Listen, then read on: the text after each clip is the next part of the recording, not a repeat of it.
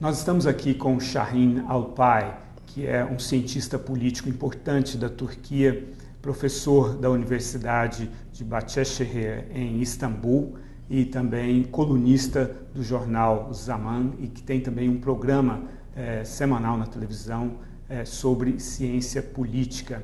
Ele está aqui a convite do Instituto Fernando Henrique Cardoso, aqui em São Paulo, e veio também visitar o Grupo Estado, e a gente vai aproveitar para conversar um pouco sobre a situação da Turquia, esse importante país no Oriente Médio, e também a situação na região da qual o Sahin é um expert. Thank you very much for coming, Sahin. Lurival, I thank you so very much. I'm so happy to be in Brazil. And you know, we've been surprised by Turkey because in the whole world and in the Arab and Muslim countries, Turkey had been seen as a sort of a model of a pragmatic and moderate Islam, and also in a very good relation with democracy. And all of a sudden there were these protests and accusations that Prime Minister Erdogan is sort of radicalizing. So I wonder if you could tell us what's going on with the Turkish government. Yeah, it's a very interesting story, actually. You know, Erdogan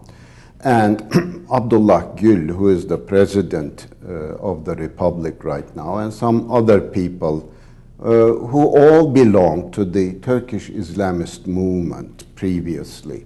Turkish Islamist movement was, of course, never as radical as other Islamist movements in the Muslim world. It was a moderate kind of Islamism, but these people, this group of people, made a very radical turn at the turn of the century, because previously they were, for example, against European Union accession.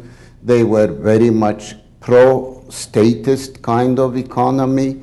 You know, they suggested with the idea of introducing Islamic law in private affairs and introducing something like legal pluralism as in India. But this group of people, after the Welfare Party was closed down, their main political party, made a study of the situation and displayed this very remarkable flexibility and ability to change. They made surveys among the people, they held discussions among them, and they decided to change their political program, their political ideology, and they came out with the founding of Justice and Development Party as what they called Conservative Democratic Party, embraced accession to the European Union as being the best option for Turkey. They turned pro-market, and they gave up all those kind of ideas which didn't sound right, like introducing Islamic law in private, even if in private law, and they really became a center-right party, but not only a center-right party, but a very reformist kind of party. And when the secularist parties completely failed to solve the particularly economic and also political problems of the country, in the elections held in 2002, this group of people came to power with only 34% of the vote, thanks to the Turkish proportional representation with 10% threshold, which is very different from Brazil, I know. But after 5 years, in the 2007 elections, they scored even higher, 47%. And in elections in 2011, they scored even higher, 50% of the vote. And why did they do so? Because they principally pursued very sound economic policies in a country where you succeed to triple the average income from about $3,000 to $11,000. of course, the people reward you with their votes, but certain changes are taking place.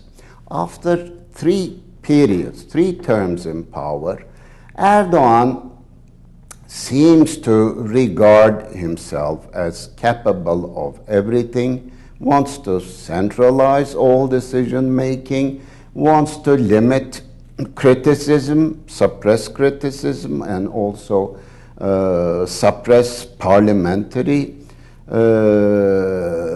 overseeing over the government.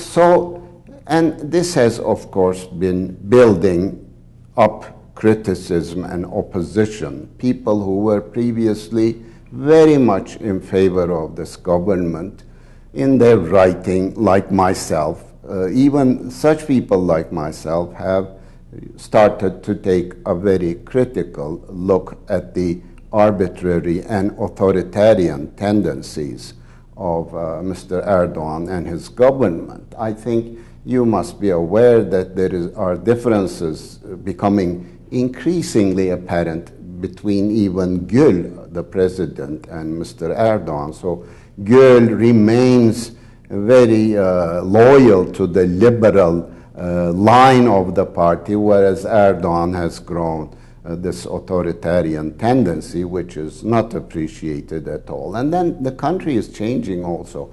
Thanks to Erdogan, thanks to the tripling of the average income, we have now 4 times as many university students as a decade ago. And these people are being educated in a pro-democracy, pro-human rights environment, in a very liberal environment than what was the case prior to Erdogan. So they have now much more demanding post-materialist demands, like, they value the environment. They say human rights is very important, minorities should be respected and protected, and they don't like Erdogan's arbitrary ways and authoritarian leanings, and that was the reason why we had these mass protests at the end of May and beginning of June, which was very much parallel to what was happening in Brazil.